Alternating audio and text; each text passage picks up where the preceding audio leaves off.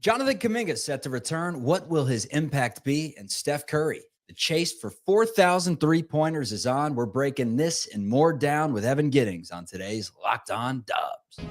Who cares now? Because I'm here, and I would like to think that I am wanted here. Most importantly, he a dog. We got 4 championships. You are Locked On Warriors. I know Jimmy drinks great wine. Your daily Golden State Warriors podcast. Part of the Locked On Podcast Network. Speculation is just what it is, though. Your team every day. What is the good word, everyone? Thanks for making Locked On Warriors part of your day and a part of your week. A lot of ways you can check us out. YouTube, wherever you get your audio podcast. We are always free, never behind a paywall. So subscribe, show your support by giving a thumbs up and hopping in the comments, leaving your thoughts on this year's Golden State team. We got Evan Giddings on today's show. We're going to talk Jonathan Kuminga, his return, his impact, the pros and cons. Steph Curry nearing 4,000 three-pointers, and just take a look around the league as the Warriors have a rare 2 off days in a row before they tip things off with the Sacramento Kings. We got a newsletter. You can find it at lockedondaily.com. And lastly, my name, Charlie Walter, formerly at 95.7 The Game, also CBS San Francisco, call letters KPIX, covered the Warriors there. Evan Giddings does the same at 95.7 The Game. Actively, you can hear him on the radio for all the Warriors post-game shows. So he's been watching every single game this season from the beginning of the year, the 12-3 start, the hope, the dreams, to reality setting in that this team was not good enough, to right now where reality sets in the complete opposite way, to where we are starting to believe that, hey, the Golden State Warriors, they haven't left. I mean, they took a quick hiatus, but this is still the Warriors we know and love, as evident by 10 straight wins with Jimmy Butler on the floor, regardless of who you play. That is a lot of wins. Yeah, I don't think anybody foresaw this immediate impact. I think there's a lot of people that felt like Jimmy would be a good fit, would be able to help this Warriors team this season and for the remainder of his 2 years after this on his deal. But to win 10 in a row with a particular individual, especially, as you mentioned, Chuck, on the heels of a season that was going nowhere, it's one of the most immediate turnarounds that I can think of in recent memory, and especially for a star player of his caliber. I don't know if there's necessarily a comp. I would say in the last 10 seasons of a midseason deal that's had this kind of impact. So it's been a lot of fun to cover. It's been a lot of fun to watch. And obviously this train will keep on rolling towards hopefully a postseason run. Jonathan Kuminga, really the only piece that we have not seen with Jimmy Butler. Pajimski has to return, but we've seen enough of pods with Butler to know that works. Kuminga and Butler together, how does it work? How does the playing time look for JK? Because if there's one thing we know about Kuminga, it's that Steve Kerr from time to time can be a little bit bashful about how much he plays or how much he throws on his plate.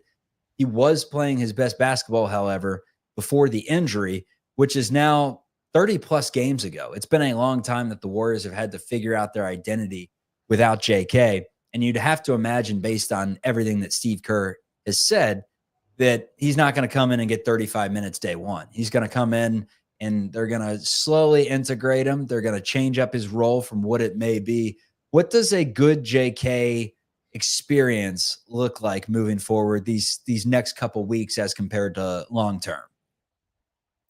Well, I think at first it's going to look like him basically eating up the Guy Santos minutes and maybe a little bit of Moses Moody, but it's not going to be the 30 that he was receiving before. I think that he's been so good. He's been so good, man. He's been contributing to winning, and I think his energy, or the energy that I think you've sort of thrown in there. I've seen a few of your clips, and it's been appropriate. Like he's been awesome for this team.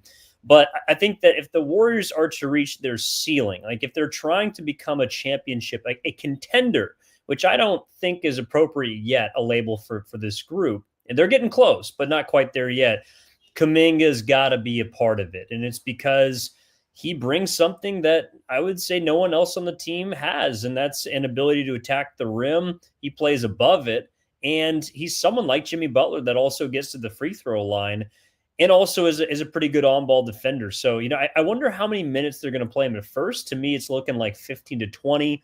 You ease him in. Like you mentioned, he's missed 31 games by the time he plays, hopefully on Thursday against the Sacramento Kings.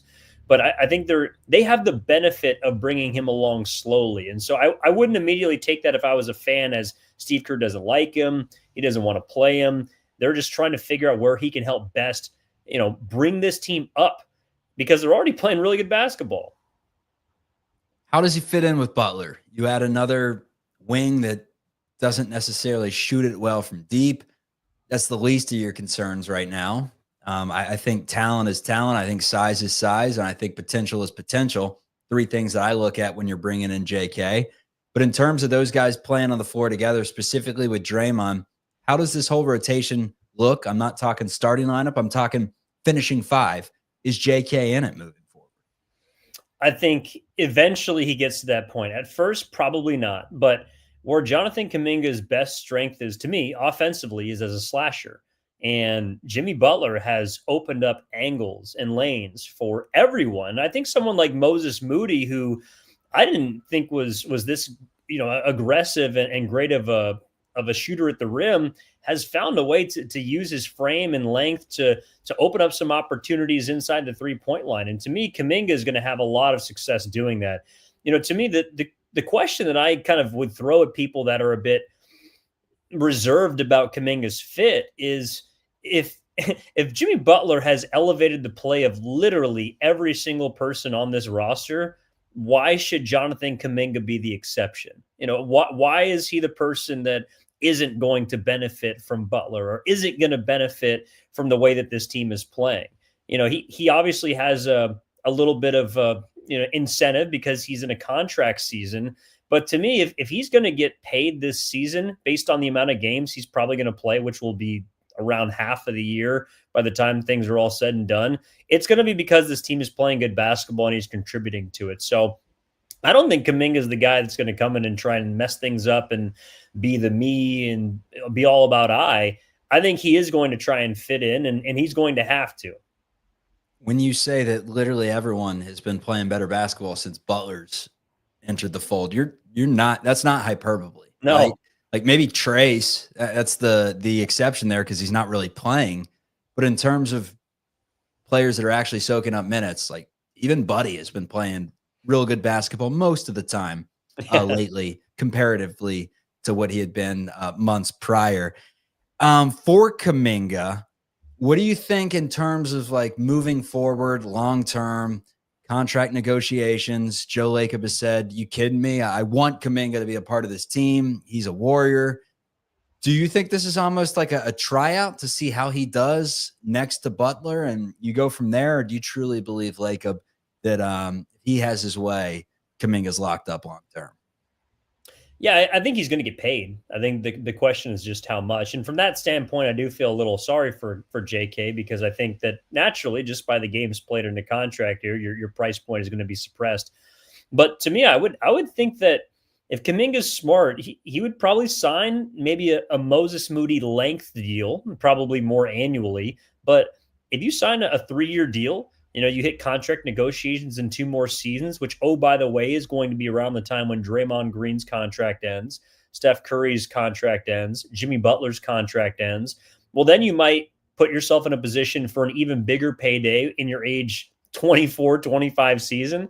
Like just because Jonathan Kuminga may have missed the max boat like a Wagner or Barnes or anybody else from his draft class doesn't necessarily mean he's still not going to be able to make a lot of money in the NBA. And so it might just not be right now. But the best part is you get to play on a winning basketball team. You get to prove that your skill set translates to the playoffs, which is really where big money is made. Jimmy Butler averages 17 points in the regular season. He's not making a max salary because of what he does in the regular season. It's because he's playoff Jimmy. And I just hope that Jonathan Kuminga can kind of take a page out of his book and recognize where his skill set fits in now and helping this team wins when it's most important. And that's in April, May, and I don't know, Chuck, maybe even in June. Oh, don't tempt me with a good time, Giddings. Don't tempt me with a good time. But yeah, here's the deal. It feels like a lot has changed. I mean, doesn't feel like it. A lot has changed since Jimmy Butler has entered the fold. Now that you have Butler and you know your window and you know what Jimmy brings to the table comparatively with JK, what Jimmy feels in terms of how JK plays, how he fits, that matters. Like Jimmy is a adult in the room. He is a very highly paid member of this organization. His opinion matters, and how he fits in with Kuminga is, to me, I mean, maybe not in terms of a sign and trade, but long-term value with Warriors attaining and retaining Kuminga. To me, it starts and ends with how his fit is with Jimmy Butler. True or false?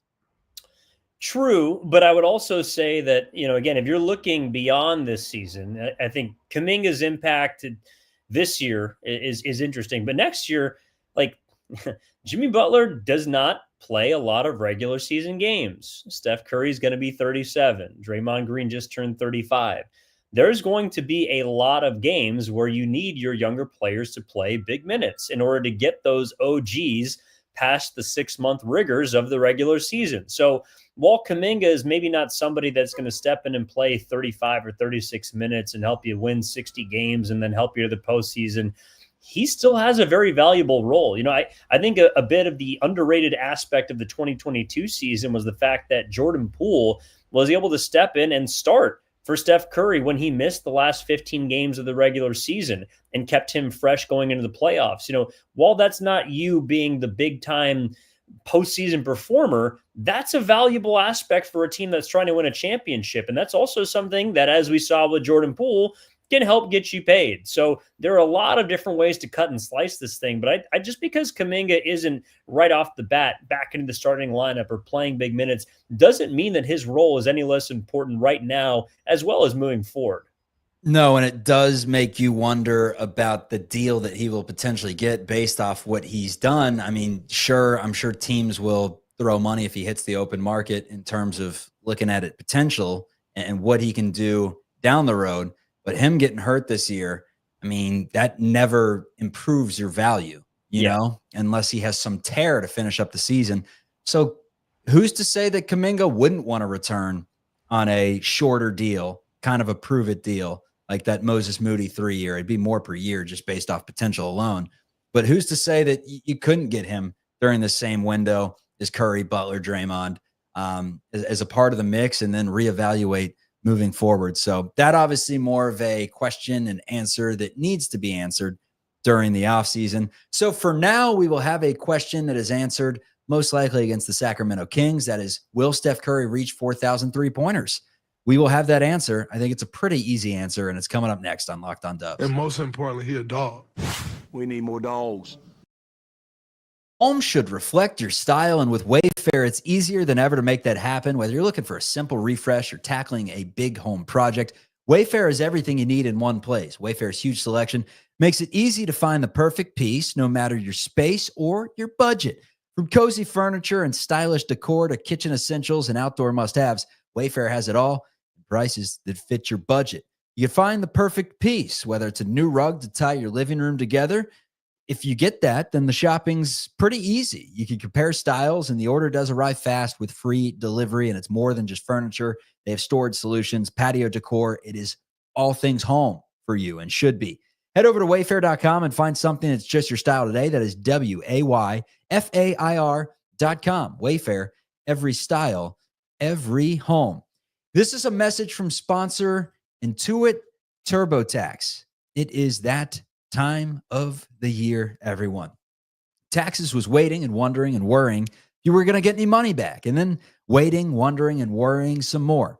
Now Taxes is matching with a TurboTax expert who can do your taxes as soon as today. An expert who gives your taxes their undivided attention as they work on your return, while you get real-time updates on their progress so you can focus on your day. An expert who will find you every deduction possible and file every form, every investment, everything with 100% accuracy. Also, you can get your money back guaranteed. No waiting, no wondering, no worrying. Now, this is Taxes. Get an expert now at TurboTax.com. Only available with TurboTax Live Full Service. Real-time updates only in iOS mobile app. See guarantee details at TurboTax.com/guarantees. Destroy Jimmy and Domino's. I know Jimmy drinks great wine. Steph Curry, man.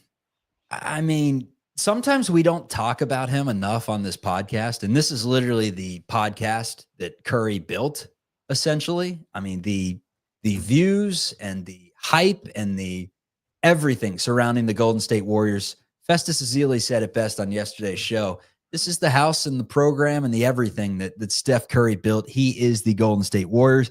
But because he's such a known commodity, sometimes I go through an entire show and just the only time I mention his name is Curry had 28, because the intriguing parts of the games are the young players that are rising and the guys that we don't fully know their roles and how they develop into them. And you see Steph as such a known. I guess what I'm saying in short is we do take it for granted a little bit. When you've seen it for this long, you take it for granted. And Kerr has said this in the past. Sometimes I just have to get back to the moment and realize how special what we are seeing is. Incredible the way he plays. He's going for 4,000 threes, too short right now against the Sacramento Kings. Easy question. Is he going to get there? The answer is yes. I think he wants to get this out of the way. You could tell by some of the choices of his shots during the last two games. Like he was hucking. There was 1 3 against Portland, which he had no business taking in the fourth quarter. I think he ended up airballing it. It kind of reminds me of during the 22 season when he was going for the career 3-point record. He ended up shooting, I think, 38% that season. And a lot of it was just because at the beginning of the year, he wanted to get that career record out of the way. And I'm not sure, I think the 4,000 means a lot more to him than say the 25,000 point threshold, which he recently just crossed as well. But I think to your point, Chuck, it speaks to the fact that we're just completely desensitized to anything that Steph Curry does, especially 3-point related. He's going to be the first player that crosses the 4,000 threshold. He is one of 2 players that has even crossed the 3,000 threshold. And I think that he is going to put this mark in an echelon, in a stratosphere that is simply untouchable. And while and it makes it even more impressive.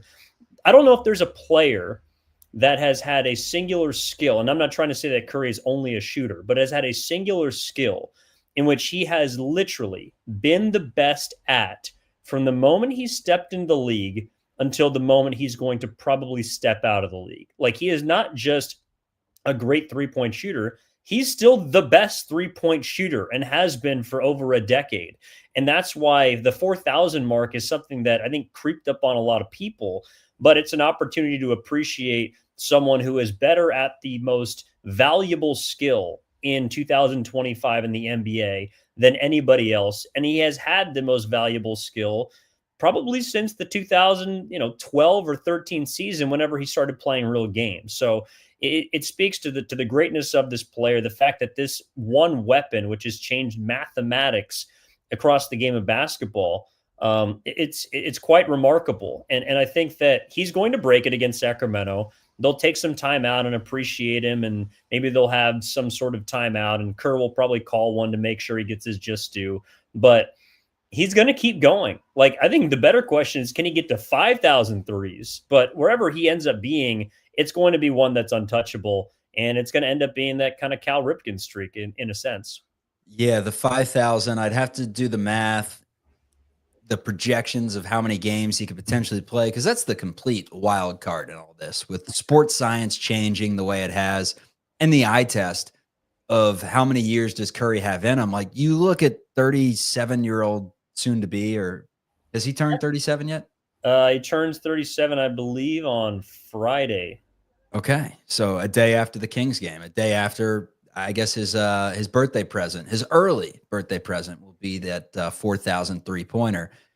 But like, when you watch his game, MVP seasons a decade ago, do you feel like he has fallen at all? I mean, there was a point this season where I would have said yes, absolutely. But I think it goes back to he didn't have the surrounding cast around him to help him truly get the space that he needed to make things happen. He had too much pressure on his shoulders. Now that he's had Jimmy, I mean, the sample size is small. It's in a vacuum, but I mean, he's still doing the same stuff that he did to an extent at 24, 25. Yeah, I think over a 6-month period, he's not the same player. But what he's proving now is that when there's something that is legitimately attainable, which in his mind is an NBA championship, which he actually told us today on 95.7 The Game, is the only thing he's playing for at this point. He's not playing for 4,000 threes. He's not playing for MVPs. He's not playing for regular season accomplishments. He's playing to win a chip.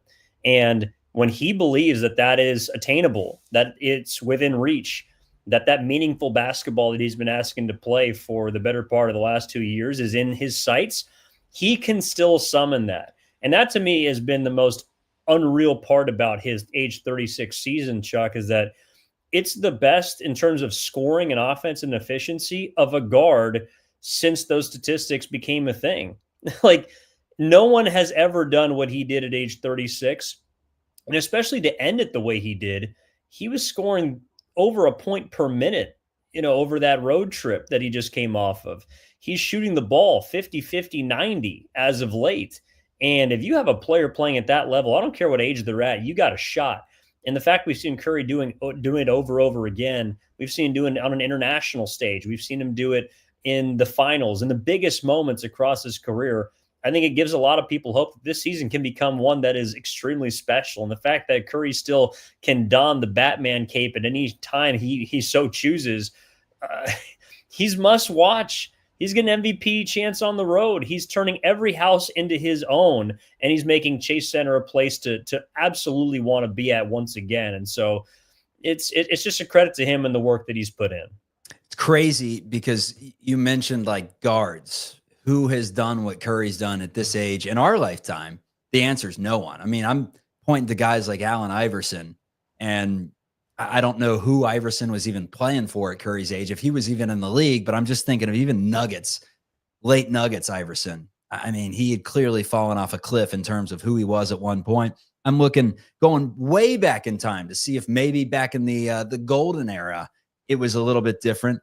Oscar Robertson went from 30 points a game at 28 to, by the time he was 35, his last year in the NBA, he was down to 12. He was no longer an all-star. Bob Cousy was out of the league by 35 years of age. Like, this does not happen, man. Soak it in, because he's got some time. Yeah, the only other – so I was looking at this recently because the only other guys that at age 36 have scored as much as him or more are like LeBron, Karl Malone, KD. I want to say – because Curry's at about 24.5 points per game through his age 36 season. I believe the only other guard to be anywhere close to that was age 36 Sam Cassell with the Minnesota Timberwolves, who scored like 17.5 points per game. So among forwards, there's a lot of, comparison, who's greater, who's had the better such and such season. There is no comparison among guards. What Steph Curry has done at his age has never been seen before. And modern medicine is incredible. The shape that he's able to keep himself in is awesome. Rick Celebrini deserves a lot of credit as well, who helps keep him at 100%. But you're right. Like, this is historic what we watch. And that's again why I think we're desensitized to it, because you literally see history every single night. And I think it is hard to kind of appreciate it in real time. It may be a question of how long does he want to go as compared to how long his body can let him go. Because at the very least, he plays into his 40s.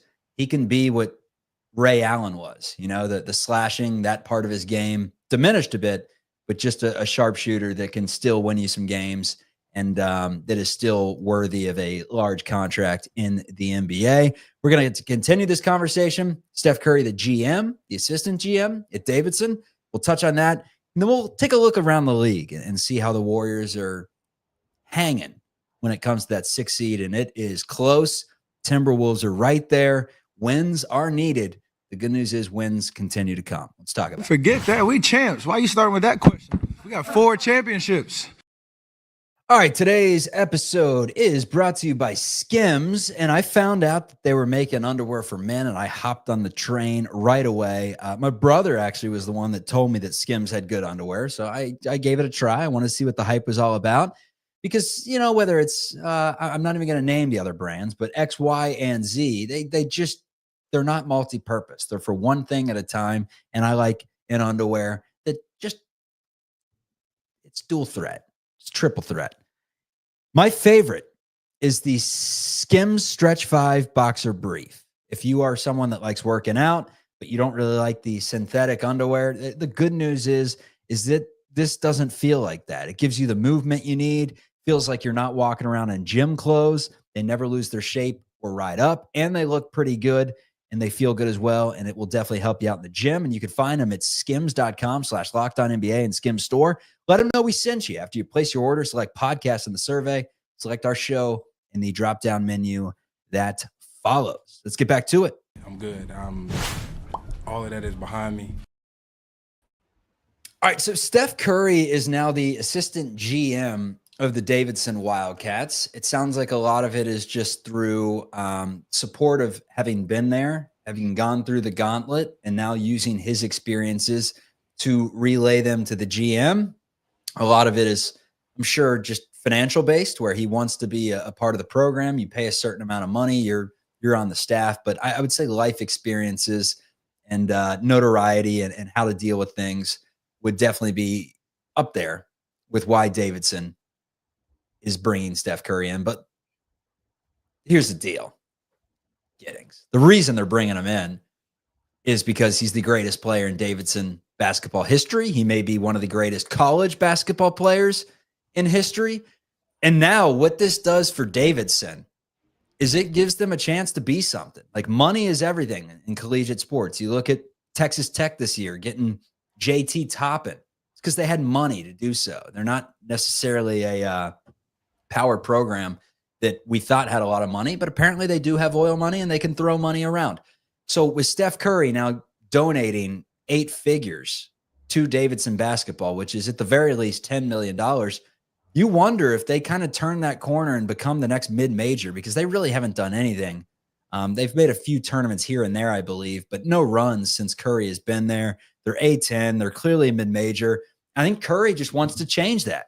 He's like, I've done just about everything I can do in the NBA, and I'm going to try to win a 5th and 6th championship with Jimmy Butler now on my team. And while I do so, I'm going to get a tag of assistant GM. I'm going to be there as emotional support when I can be. I'm not going to hit the road for anything as of right now during season. But what I will do is I'll give you this large duffel bag that will help transform your program. How cool would it be if Davidson was just like they turned into like a Gonzaga because of that money that Steph's pumping in there? Well, you're right in the sense that if you're going to become Gonzaga, you are going to need money. That's what and the NIL era is all about. Yeah, I mean, I think it's a little more than I think it's more just a title, I should say, for Curry, but it is historic. I mean, he's the first active player to have an administrative role in any sort of organization, pro or collegiate, and to be doing it while he's playing is impressive. I think it shows that he's a local guy still to his core. He's a down-to-earth person that cares about his alma mater, and I think he's someone that also feels like he owes them a little bit. I mean, sure, he's an incredible player, and he's obviously made everything for himself, but Davidson gave him an opportunity when he himself has said that other blue bloods and big Division I programs did not. You know, his father went to Virginia Tech. Seth Curry, heck, got a scholarship to Duke.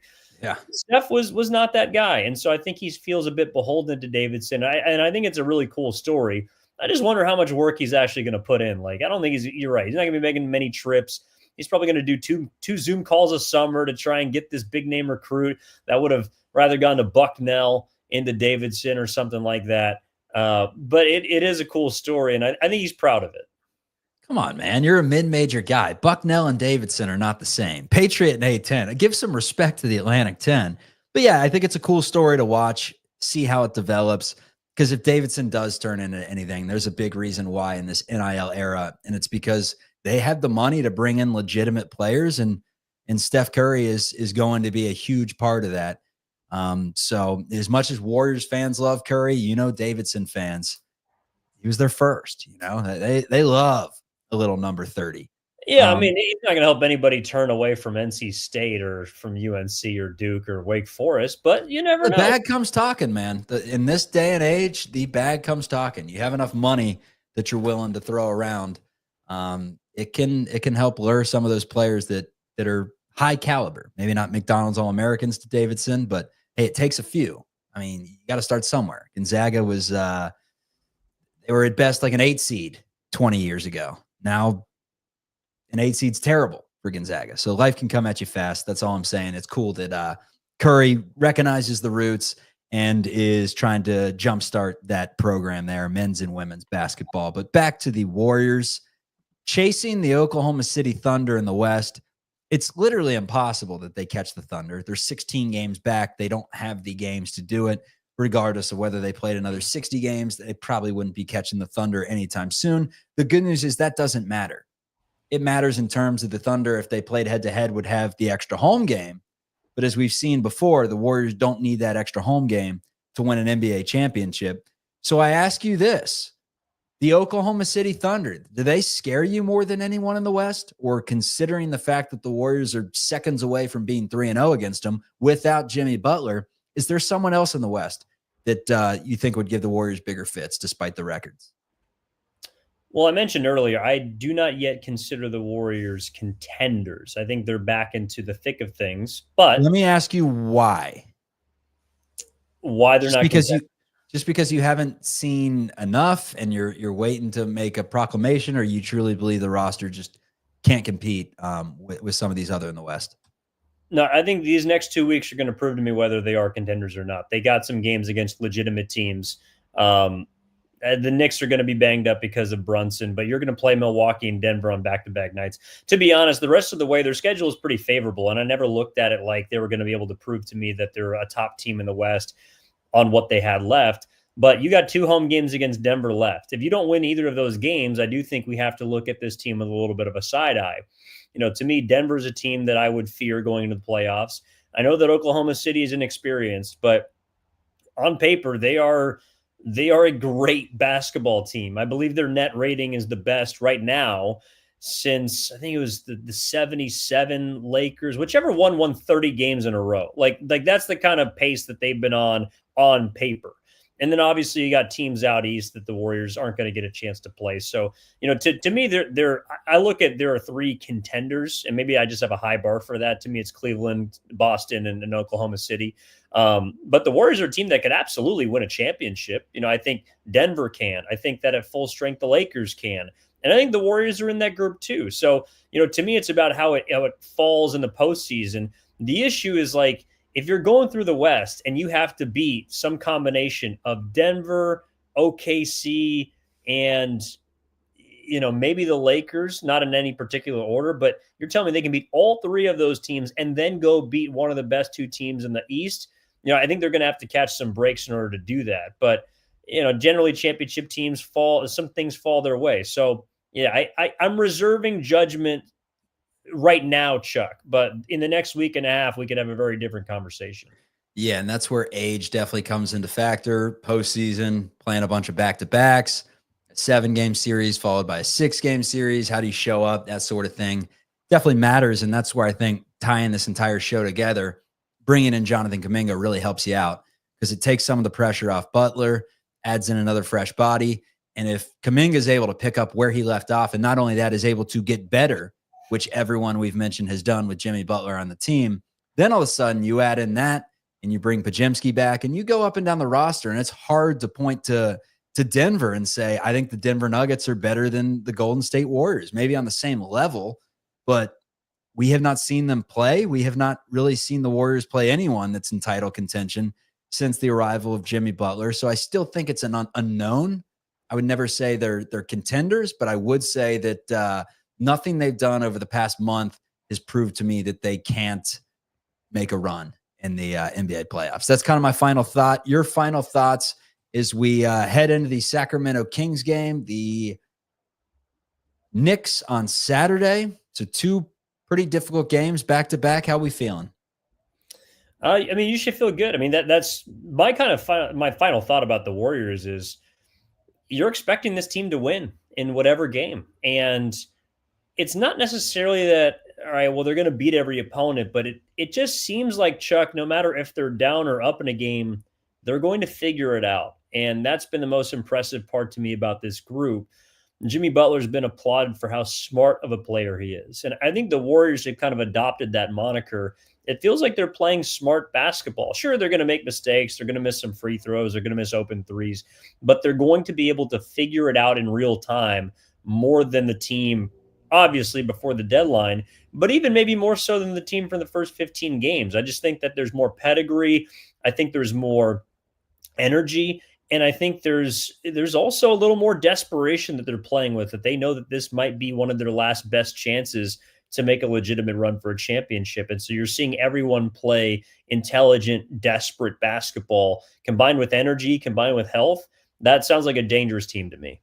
Evan Giddings, you can find him on 95.7 The Game. Listen to him when you're leaving Chase Center for the post-game shows. He's always on the radio. And then if you're a Gales fan, get ready for Giddings coverage moving forward, because he is the radio voice of the St. Mary's Gales. Appreciate you, man. This is Locked On Dubs. We're free and available wherever you get your audio podcasts. Until next time, have yourself a great day. Go Dubs.